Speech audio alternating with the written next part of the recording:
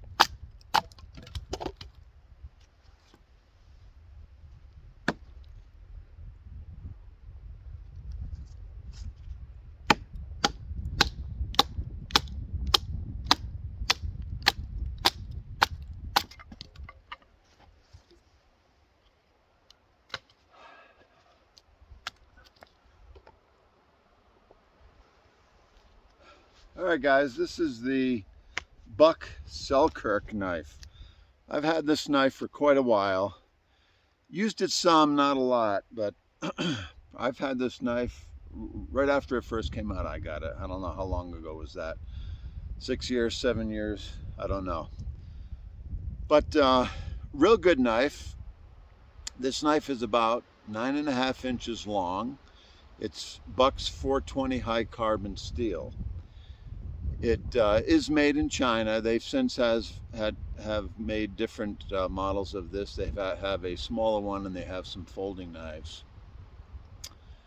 But it is Buck's 420 high carbon, so it does have the Paul Bose heat treatment. So very good. And I'm not going to talk a lot about the 420 high carbon. I think you guys know what I think about it. It's a very good steel for the money, and Buck does it probably the best, and they HRC this to about 58 or 59 for hardness. Okay, and that is a full flat grind. The blade is about, I think it's supposed to be 4 and 5/8 inch long. Okay, and I believe the width of that, and you can see the jimping on there, works pretty good, doesn't tear up your thumb or anything, but it's about, I think it's 0.135 inch thick, and it's got a decent tip, fairly strong, and they do call this a survival knife. It's got a stainless steel guard area on there. It's got the stainless steel pommel, okay, that can be supposedly is used for hammering. This is a survival knife. I have the handle covered. I have my black medical tape wrap on there that I like, but you can get a close-up of the micarta there. It's brown, black micarta. Very nice handle. It's fairly comfortable. It does have a small palm swell there. It is comfortable in the hand, and I like putting that stretch medical tape on there. It makes it even more comfortable. Okay, and I believe it has, if I remember right, there's 3 fasteners under there, and you can take it the screws out, but I'm not quite sure how it comes apart, or if it comes apart, because of that pommel and the guard there. And it has that choil. It's like a sharpening choil there towards the ricasso of the knife. That's also where you're going to strike the ferro rod that they give you that comes with the sheath. Okay, it's kind of a satiny finish on that blade. And here's the sheath, and it is a nylon sheath. Okay, and it holds the knife very well. I have one right there towards the pommel, one fastener. I took it off to put it on another knife sheath that I have. So I can't, it will, in this configuration, it will rattle a little bit, but if I had that fastener there, like it should be, it's not going to rattle at all, but I borrowed that fastener. So I have it set up for scout carry. You can take a good look at it. You can move this around any way you want to fasten it on there. I've got it set up for scout carry, okay? And see those 3 slots there? They do give you a plastic piece to put in there if you want to make it thinner for different belt sizes. I just have that out where it is right now. I don't know. But so I have that open for large belts, okay? So it is a very nice sheath. Holds the knife very well. It does scout carry very well. And the fire steel works well. I will show you that, but for now, let's continue using this knife.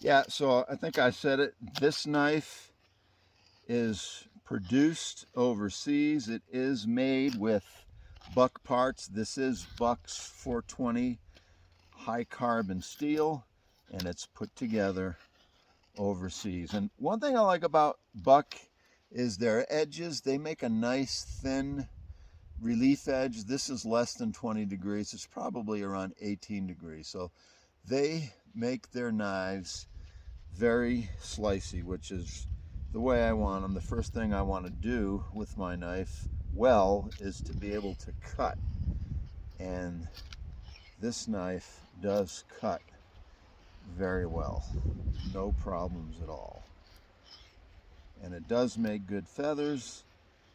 This stick that I have chosen is a little gnarly,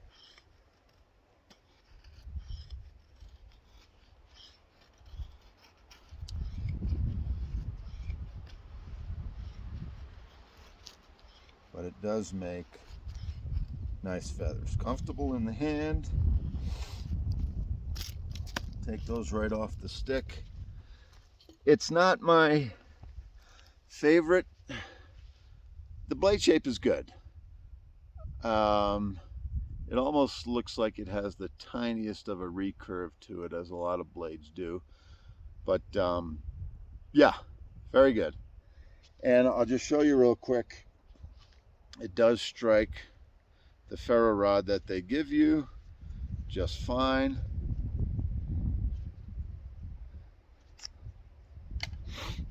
And I'm just going to shoot a few sparks.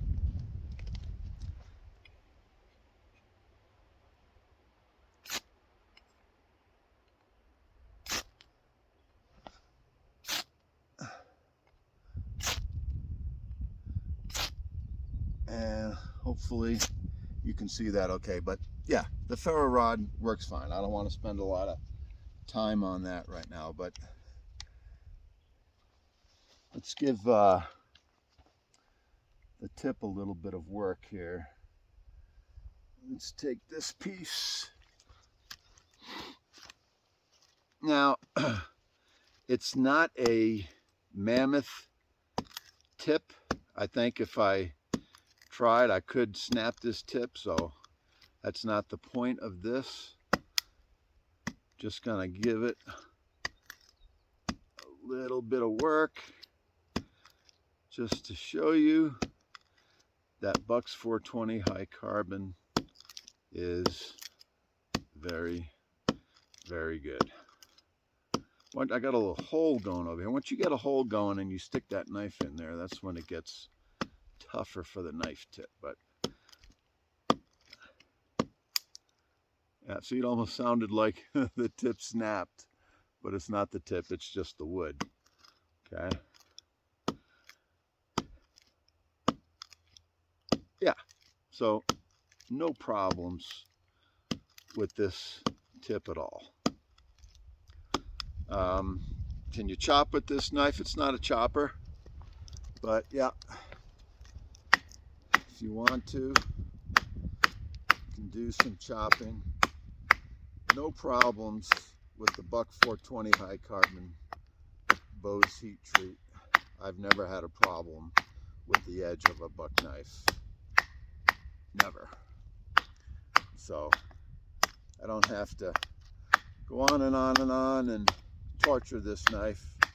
Trust me, Buck 420 high carbon is a good edge. Okay, but really what I want to do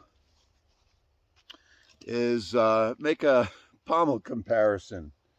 And this may surprise you, and let's do a size comparison too. You know what this knife is. Okay, I've had this knife for a long time, probably 10 years. And just for a size comparison, there's the Grylls Ultimate Survival Knife, the original one. This is the one after they fixed the pommel problem. So there's a size comparison. But what I really want to compare are the pommels. Both of these are supposed to be hammer pommels, okay? Now, on the first run of Grylls knives, they had a problem and didn't attach the pommel right, and they were falling off. The knife was breaking and falling off. I've never put either of these pommels to hard use, but let's do a little comparison and see which one I think feels better or works better, okay? And the first thing we're going to do is take some finish nails. If I can get it out of the tree stump. Really smacked that one in there. Okay.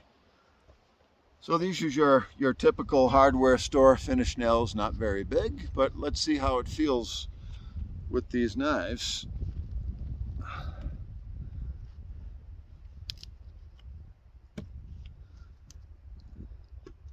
And first we'll use the Grylls, and we'll nail this to my stump. Now these finish nails are known for bending, so I might not be able to hammer them in all the way, but I'm just kind of going with feel and usability here, traction on the pommel. And the Grylls knife does have some good traction on there. Let's just see how it drives this finish nail in.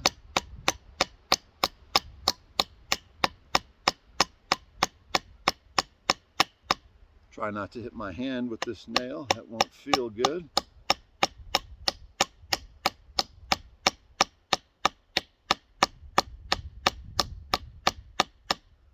Okay, so there's a little bit with the Grylls knife. Now let's try the Buck Selkirk pommel, and that has kind of like a little spider web design on there. We'll see how that works for traction.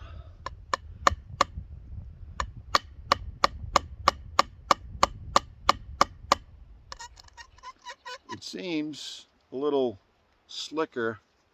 The Grylls knife seems to have better grip on the head because of the way it's knurled like that, or almost looks like a cheese grater, than the Buck Selkirk knife. Okay, they're about the same size, they're similar in size.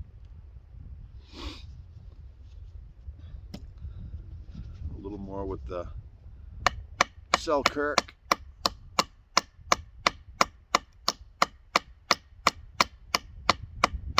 It does feel like it wants to slip more than the Grylls knife. I actually feel a little more comfortable doing this with the Grylls knife than I do with the Buck Selkirk. Now, this is not the primary use that I would use either of these knives for. I would have very little use to nail nails or beat things into something with either of these knives, but that's what they're supposed to do. So that's how we're testing them. Yeah, I feel on this little nail, I feel a little bit more secure with the buck knife, okay? All right, let's do something different. One thing you might do, and I'm gonna move you over here, is hammer in some tent stakes, okay? So we'll just take you down here to the ground, take both knives.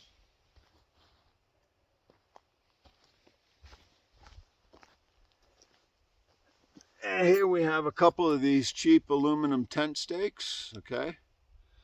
And so we'll see how each knife handles these.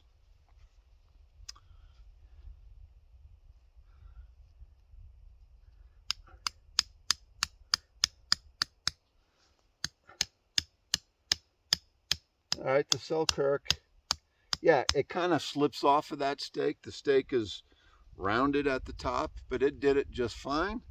I have a feeling the Bear Grylls is going to handle it a little bit better and not slip off as much because of that knurling. Yeah, it does feel better. It's grippier on that metal material. So as far as stability goes, yeah, I'm liking the Bear Grylls pommel a little bit better than this Selkirk knife. Let me take you down here a little bit lower to the ground. That's kind of high.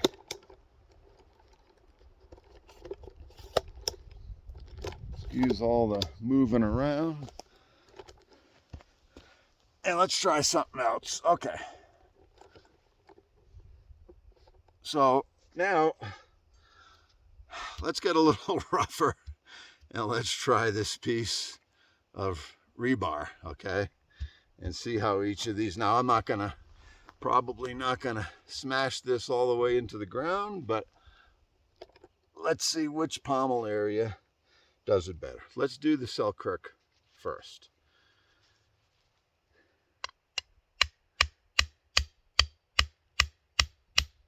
And yeah, again, it's more of the same. It just doesn't feel as sturdy or as grippy on the material as the Bear Grylls knife does. Okay. So I'm putting a little force on it to see if this pommel stays on the knife and make sure it doesn't break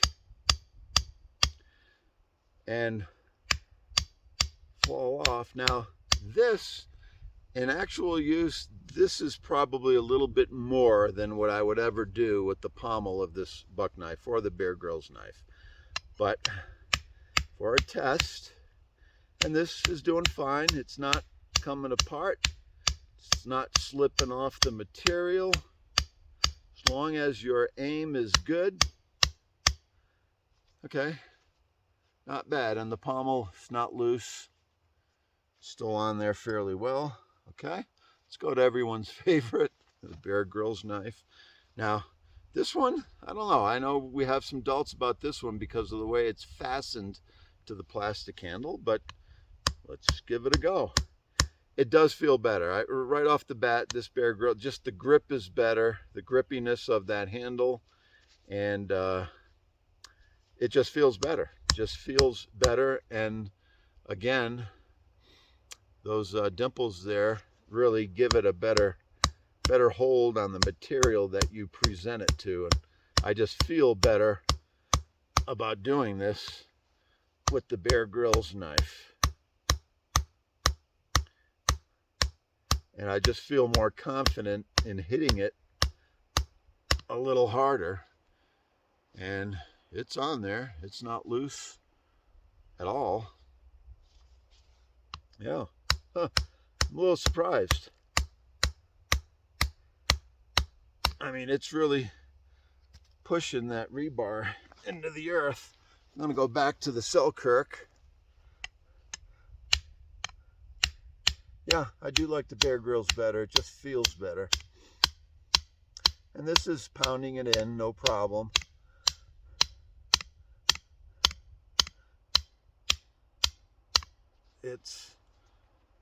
Yeah, that's definitely Still secure on there. It's not loose at all. The Bear Grylls is very secure on there. Oh, I'm surprised. I like this Bear Grylls knife pommel better. It just feels better. I have more confidence with it. Wow, look at that. That's going right in. No problem with that pommel. Really, not much for marks on that pommel either. It's doing a great job.